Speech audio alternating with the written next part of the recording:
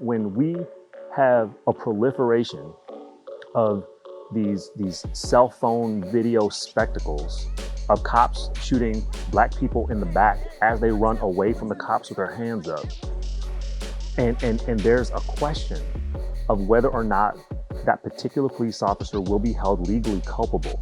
What you are talking about is a new form of police practice, which is also an old form of police practice. It's not police brutality, it's police practice. This is a pushing of the boundary of what policing actually is, of what the state will sanction. The entire historical experience that Black people, that Native people, that border crossers, that queer people, that transgender people, and so forth have with policing clearly demonstrates that what the police do is they are constantly experimenting with what the boundaries of police power entail. It's an institution that pretends to solve problems that it cannot solve. On the contrary, it tends to reproduce and exacerbate the very problems it purports to solve. And so an abolitionist perspective urges us to think about a whole range of other ways, more creative ways of addressing the problem. When we talk about defunding the police, what we're saying is invest in the resources that our communities need. You know, instead of trying to turn police into social workers, maybe we should just hire social workers.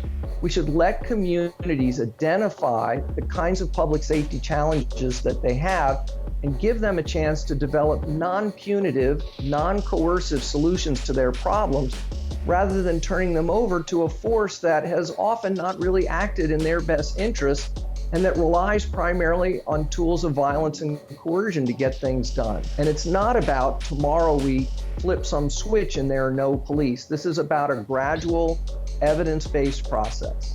I think when people hear that we're anti-police, they think it's going to be chaos. The new abolitionist movement it's about transformative justice, non-prison, non-police-based strategies for dealing with violence and crisis in our communities. That means taking money out of police budgets and slowly phasing out police because we don't actually need them in our communities. They don't keep people safe.